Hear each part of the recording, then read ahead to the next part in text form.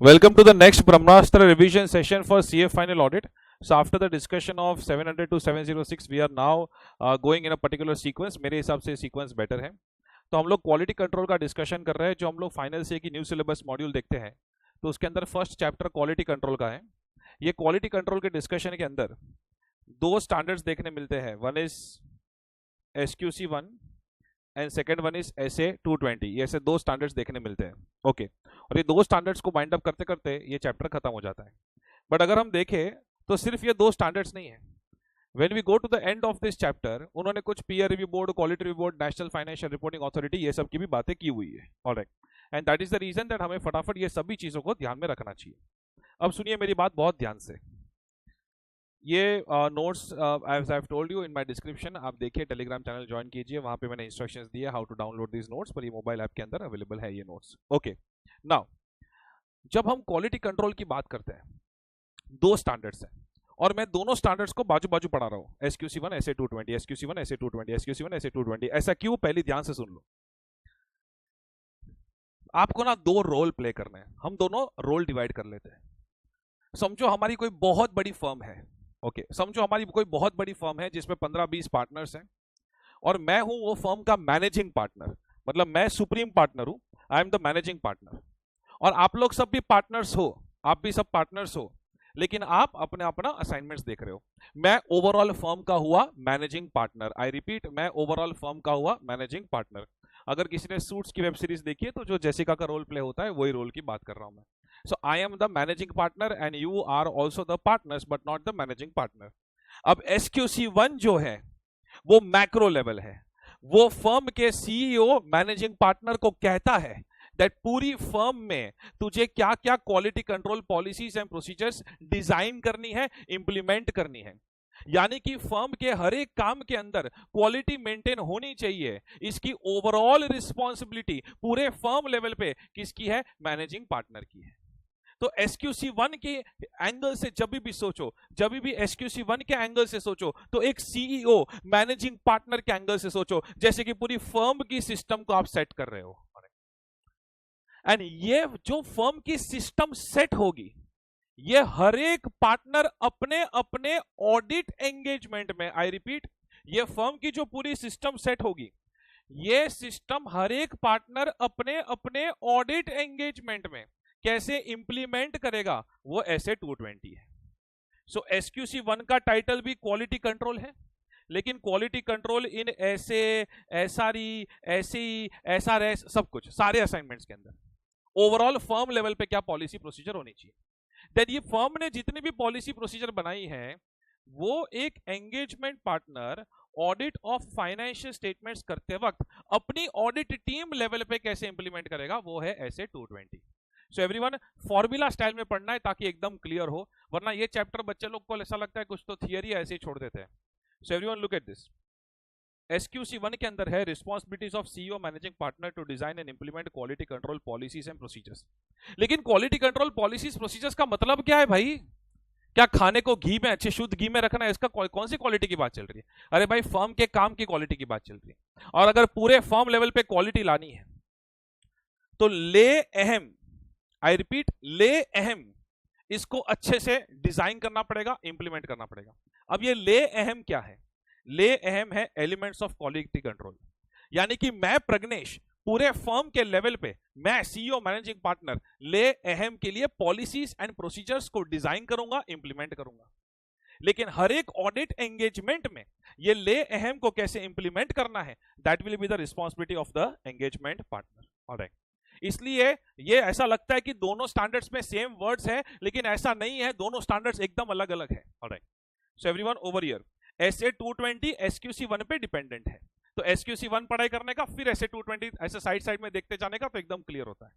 So CEO managing partner will design and implement quality control policies and procedures related to following elements of quality control. Which elements of quality control? ले अहम, leadership responsibility, ethical requirements, acceptance and continuance, human resource, engagement performance, monitoring. Don't worry, एक एक करके समझाता हूं. Alright, लेकिन ये जो एंगेजमेंट पार्टनर है वो ये ले अहम को इंप्लीमेंट करेगा, इंप्लीमेंट करेगा, इंप्लीमेंट करेगा, इंप्लीमेंट करेगा, पूरे फर्म लेवल पे नहीं, in each audit engagement to which that partner is assigned.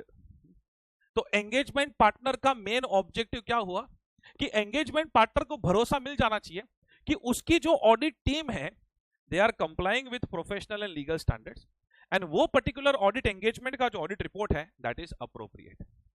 मुझे पहले सिर्फ इतना कंफर्मेशन चाहिए कि ये दो स्टैंडर्ड्स अलग अलग है और दोनों का अलग अलग क्या ऑब्जेक्टिव है, इतना क्लियर हुआ सबको? Yes, SQC is applicable across all engagements because it is the parent standard for all the engagements कि फर्म लेवल पे जनरली क्या पॉलिसीज एंड प्रोसीजर्स होनी चाहिए। हर एक ऑडिट एंगेजमेंट में उसे कैसे इंप्लीमेंट करेगा वो है एंगेजमेंट पार्टनर।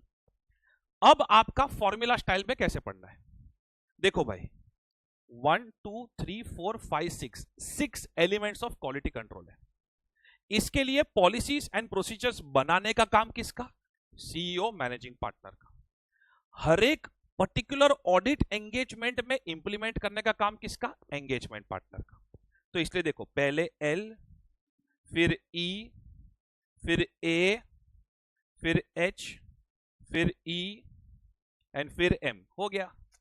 ऐसे पढ़ाई करोगे तो फटाक से दोनों स्टैंडर्ड खत्म हो जाते हैं। अरे एवरीवन ओवर हियर। सबसे पहले लीडरशिप रिस्पॉन्सिबिलिटी, सबसे पहले लीडरशिप रिस्पॉन्सिबिलिटीज। लीडरशिप रिस्पॉन्सिबिलिटीज में मैं सीईओ मैनेजिंग पार्टनर, मैं ध्यान देना पूरे फर्म की क्वालिटी का लीडर हूं। एंगेजमेंट पार्टनर जो है वो ऑडिट की क्वालिटी का लीडर है। मैं सीईओ मैनेजिंग पार्टनर, मेरी लीडरशिप जो रिस्पॉन्सिबिलिटीज है उसके अंदर क्लियरली क्या दिखना चाहिए?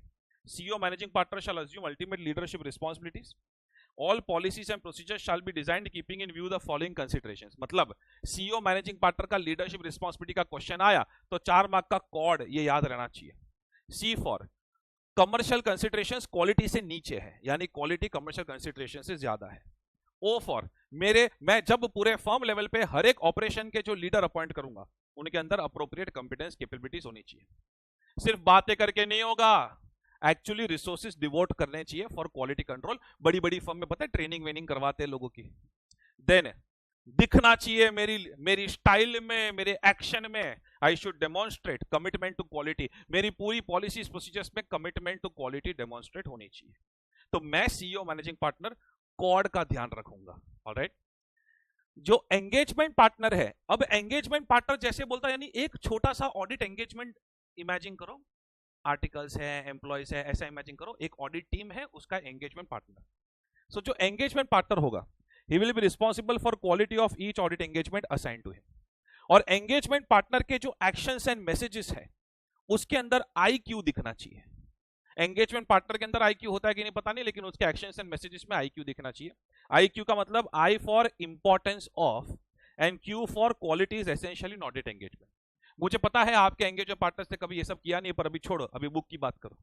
सो इंपॉर्टेंस ऑफ एंगेजमेंट पार्टनर अपनी टीम को समझाना चाहिए। Importance of cat C for compliance with professional and legal standards, compliance with firms quality control policies and procedures.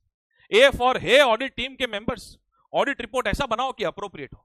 और ओ टीम वाले तू डर मत, मैं हूं ना तेरे पीछे। Teams ability to raise concerns without fear. तो बॉस मैं आपको फटाफट नोट समझा रहा हूं, लेकिन मेरा लेक्चर खत्म हो जाने के बाद फटाफट ये नोट्स को रिव्यू करना है और मॉड्यूल से मैं जो थोड़ा बहुत बोलता हूं करना है। That's it. Alright, done. Leadership responsibilities over. Ethical requirements, ethical requirements को, एथिक्स को लेकर सारी पॉलिसीज एंड प्रोसीजर्स को जो डिजाइन करना है वो फर्म लेवल पे सीईओ मैनेजिंग पार्टनर करेगा। ऑलराइट, SQC 1 में लिखा है firm CEO managing partner shall establish policies and procedures to ensure कि सारे के सारे फर्म के जो लोग हैं they comply with relevant ethical requirements. ये एथिक्स को लेकर जब मैं पॉलिसीज एंड प्रोसीजर्स वगैरह जो बना रहा हूं उसके अंदर स्पैम दिखना चाहिए। सर स्पैम, भाई स्पैम पहले तो स्प्रेडिंग अवेयरनेस कि एथिक्स क्या है वो मुझे स्प्रेड करनी अवेयरनेस। देन अगर कोई एथिक्स फॉलो नहीं करता तो उसका प्रोसेस क्या होता है for dealing with non compliance. जैसे कि फॉर एग्जांपल अगर मेरे कोई एम्प्लॉय ने मेरे क्लाइंट प्लेस पे जॉब ले लिया तो एथिक्स का कॉम्प्रोमाइज है। So process for dealing with non compliance. Action क्या लेने हैं, एक्शंस ऑफ फर्म्स लीडरशिप। मेरी लीडरशिप में भी दिखना चाहिए फंडामेंटल प्रिंसिपल्स। मैं खुद ही चोर रहूंगा तो एम्प्लॉयज महाचोर हो जाएंगे। एंड देन मॉनिटरिंग कि भाई ये सारी कंप्लायंसेस हो तो रहे हैं ना। तो वन मोर टाइम, जो फर्म का सीईओ मैनेजिंग पार्टनर है वो जब पॉलिसीज प्रोसीजर्स बनाएगा, ऑलराइट, फॉर एथिक्स, तो उसके अंदर स्पैम दिखना चाहिए क्लियरली। देन इंडिपेंडेंस को लेकर, ये सबसे सेंसिटिव पॉइंट है क्वालिटी कंट्रोल स्टैंडर्ड का। इंडिपेंडेंस को लेकर कुछ पॉलिसीज एंड प्रोसीजर्स की बात की गई है।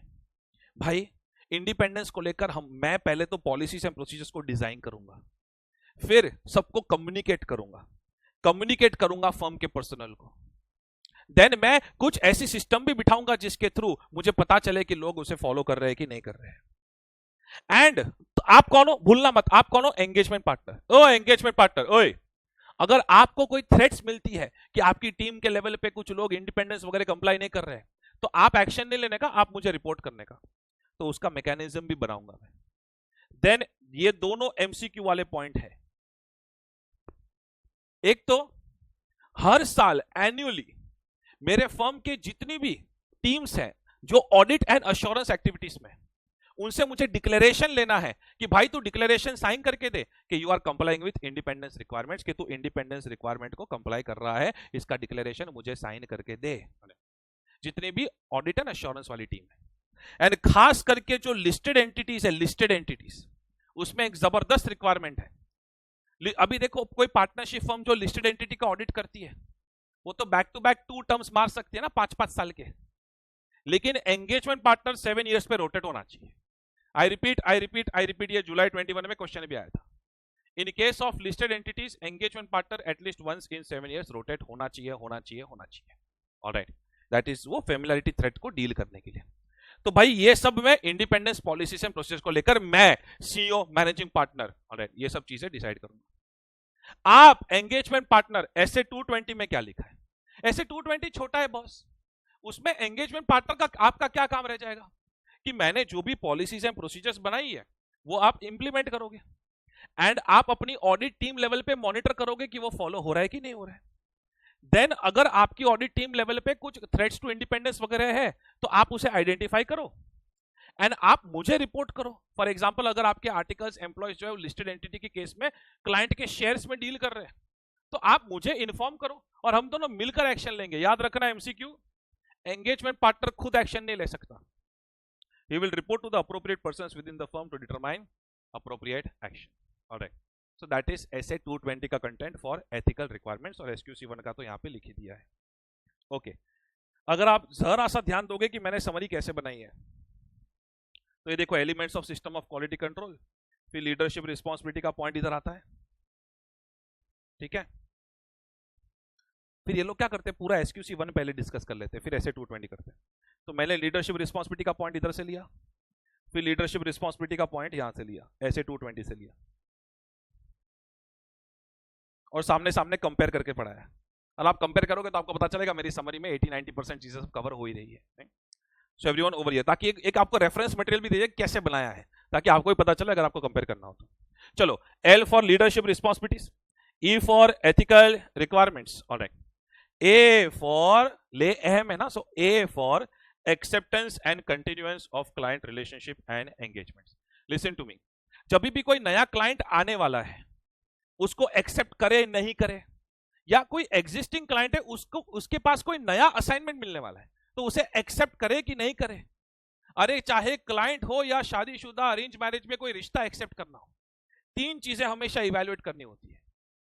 एक तो सामने वाले की इंटीग्रिटी, हाँ देन खुद की औकात, फर्म्स रिसोर्सेज एंड कैपेबिलिटीज। अगर रिलायंस इंडस्ट्रीज लिमिटेड एक प्रोपराइटर को अपॉइंट करना चाहती है एज एन ऑडिटर, तो रिलायंस पे डाउट नहीं, मुझे प्रोपराइटर पे डाउट है। So evaluate firms resource and capabilities, and then तुम दोनों साथ में रह पाओगे। Compliance with ethical requirements, there should be no conflict of interest and stuff. So I repeat, अगर एंगेजमेंट एक्सेप्टेंस की बात आती है तो 3 चीजें हैं, integrity of the client, firm के रिसोर्सेज एंड कैपेबिलिटीज, पहले सामने वाले को इवैल्यूएट करो, फिर खुद को इवैल्यूएट करो, alright, and then compliance with ethical requirements. अब इसके अंदर से क्वेश्चन आ सकता है, इसलिए मैंने 2-3 कॉमा करके पॉइंट दे दिए हैं। अगर आपको डिटेल में पढ़ाई करनी हो तो मॉड्यूल या तो मेरी टेक्स्ट बुक से पढ़ाई कर सकते हो। जैसे integrity of the client, for example एक क्वेश्चन बताता हूं, then in that case obviously उसका बिजनेस हिस्ट्री क्या रहा है, उसका नेचर ऑफ बिजनेस क्या है, उसका रेपुटेशन क्या है, उसका एटीट्यूड क्या है, ऑलराइट, ये सब इंटीग्रिटी को लेकर, ठीक है।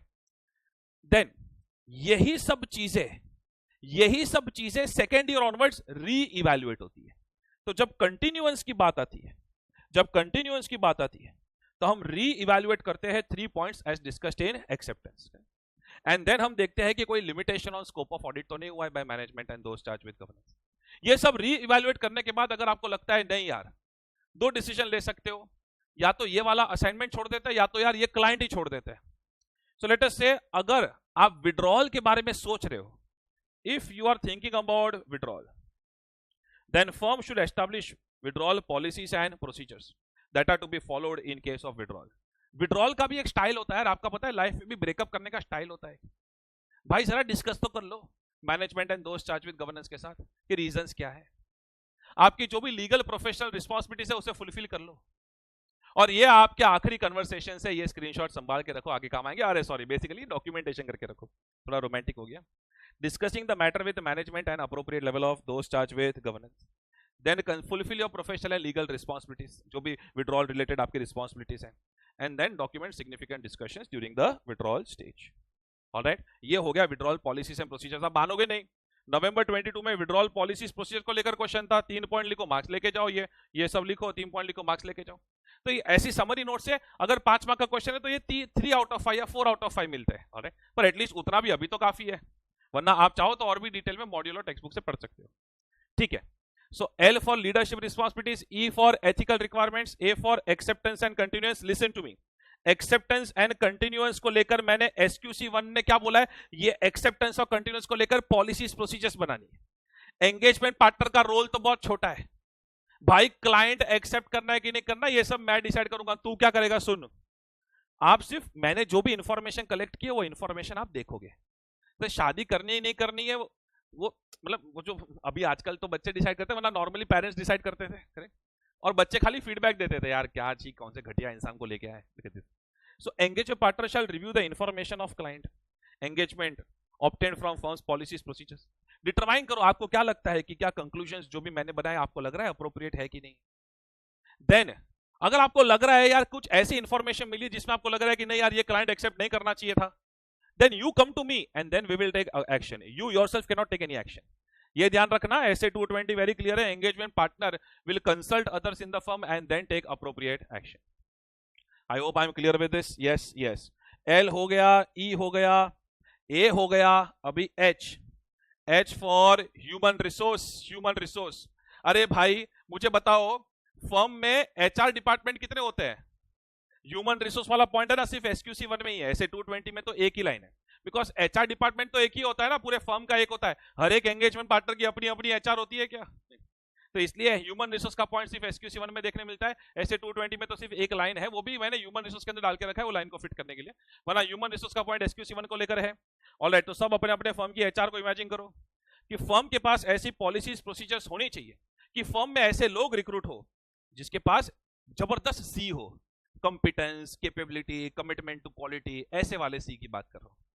देन HR डिपार्टमेंट का रिक्रूटमेंट, कंपेंसेशन, पैसा क्या देना है, ट्रेनिंग, ये सब को लेकर भी पॉलिसीज एंड प्रोसीजर्स होना चाहिए। देन बड़ी बड़ी फर्म्स में, बिग फोर्स वगैरह में एंगेजमेंट पार्टनर को डिटरमाइन करना, एंगेजमेंट पार्टनर के रोल को डिफाइन करना, ये भी है जो ह्यूमन रिसोर्स का हेड होता है वो करता है।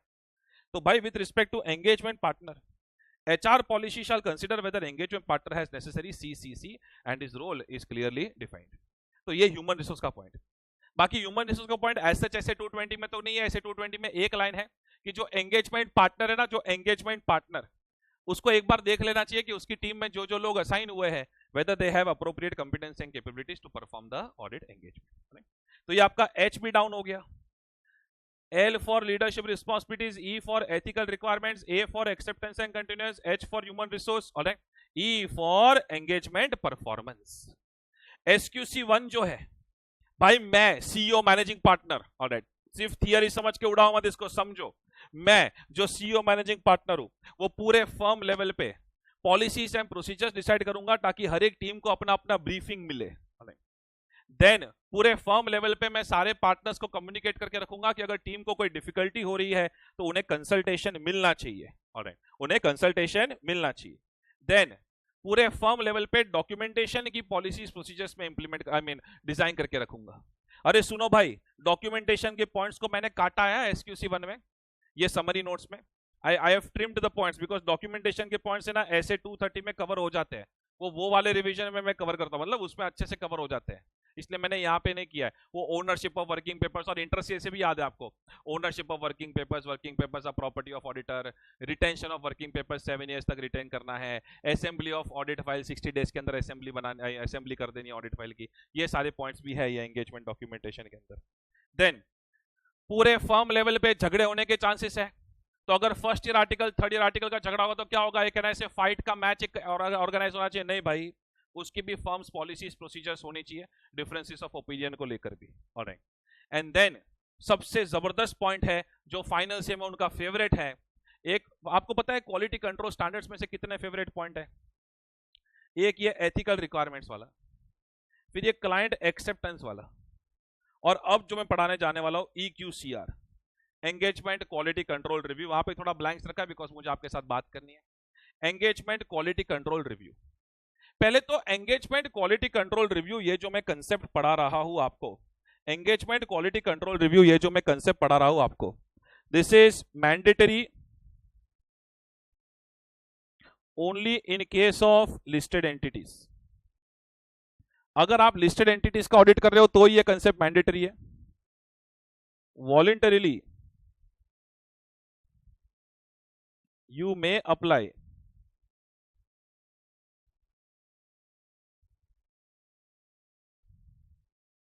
in audit of other entities, voluntarily you may apply in audit of other entities।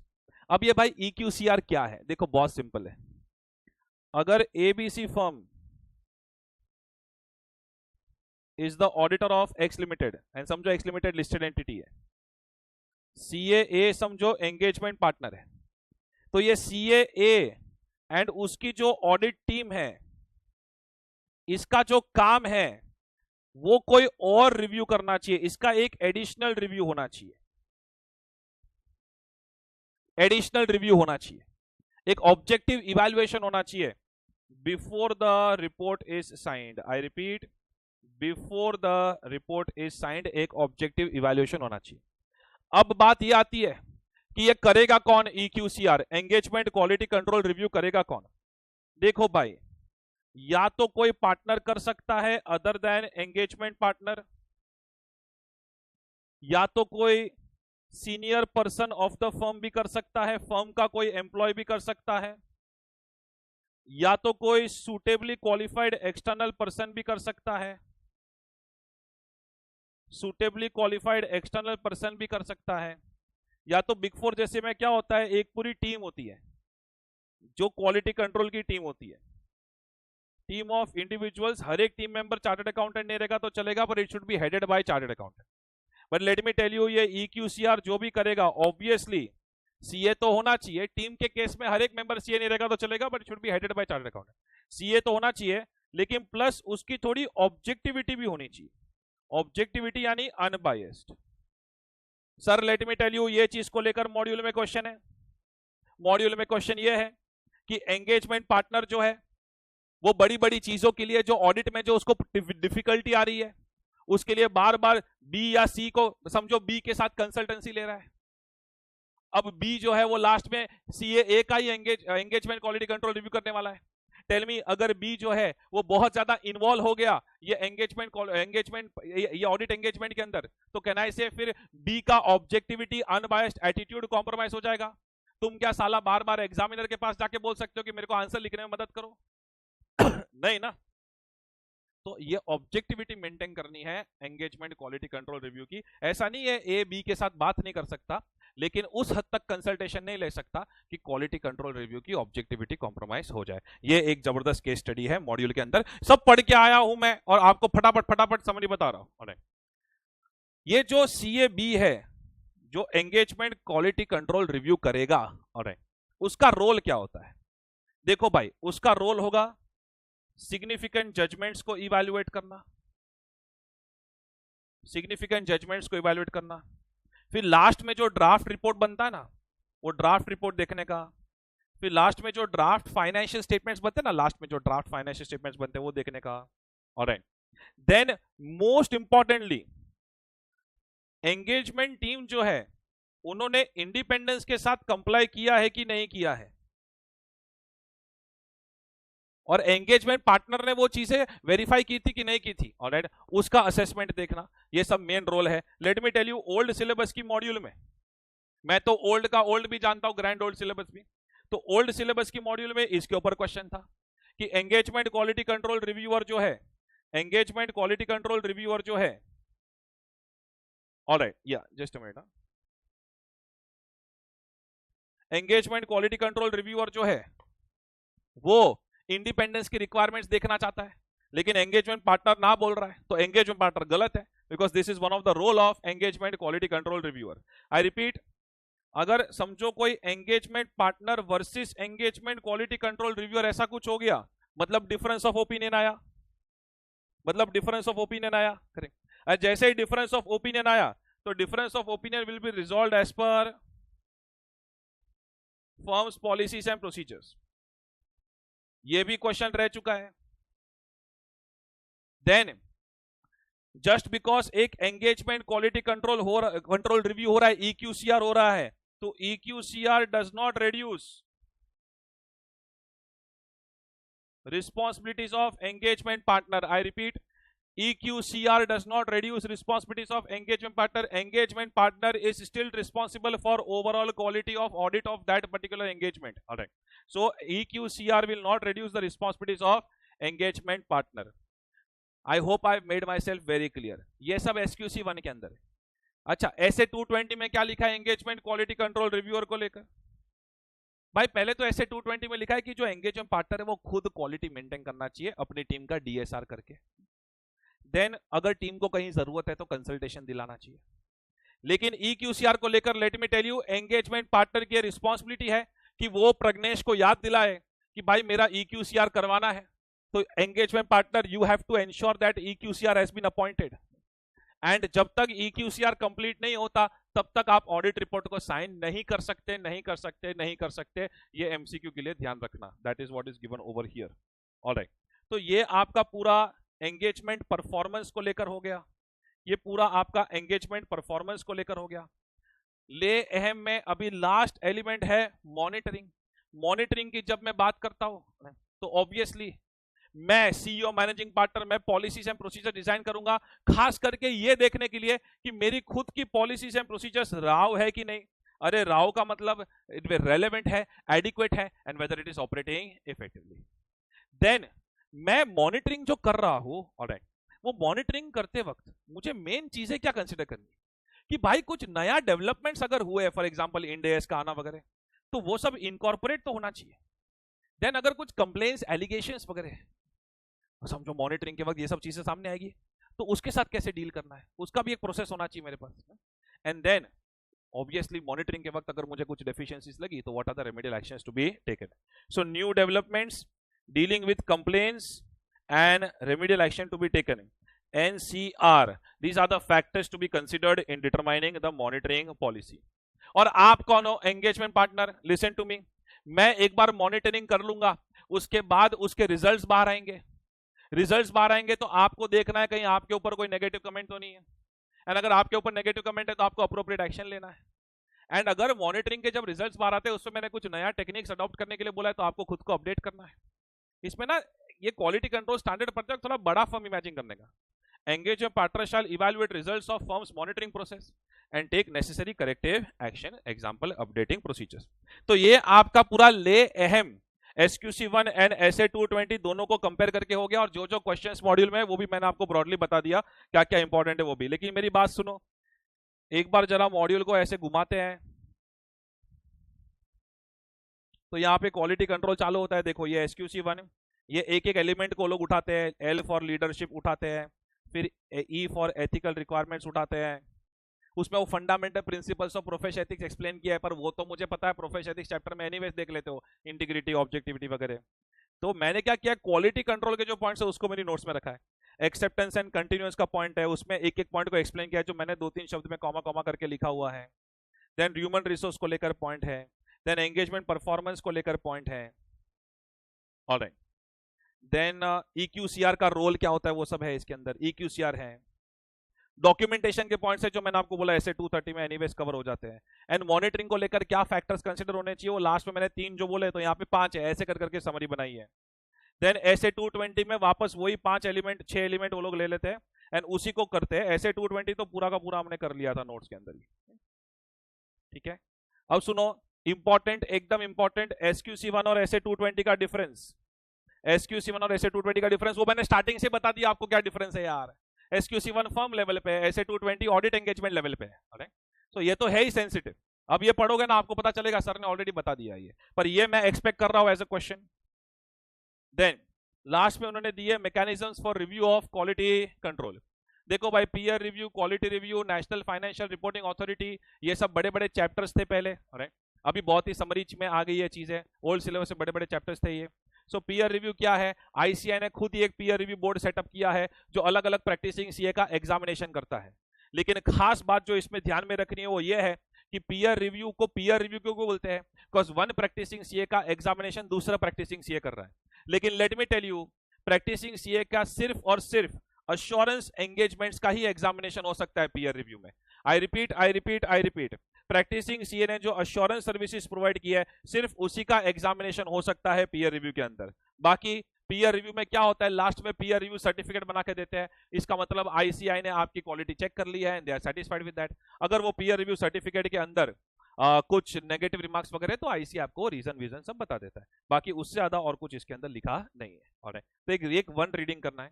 Quality review board central government ने बनाया है। Let me tell you, quality review board बनाया गया सीए एक्ट के अंदर ही है, लेकिन सेंट्रल गवर्नमेंट ने बनाया, आईसीआई ने नहीं बनाया। क्वालिटी रिव्यू बोर्ड का फोकस स्टैट्यूटरी ऑडिट पे है। I repeat, quality review board का फोकस स्टैट्यूटरी ऑडिट के अंदर है, पूरे एश्योरेंस एंगेजमेंट में भी नहीं। पीयर रिव्यू बोर्ड तो भाई internal audit, stat audit, tax audit, कोई भी ऑडिट उठा सकता है। क्वालिटी रिव्यू बोर्ड का फोकस स्टैट्यूटरी ऑडिट के अंदर है। और ये लोग सब बार बार यही बात कर रहे हैं कि professional ethical technical standards follow हुए कि नहीं हुए हैं, सर्विसेज का क्वालिटी मेंटेन किया है कि नहीं किया है।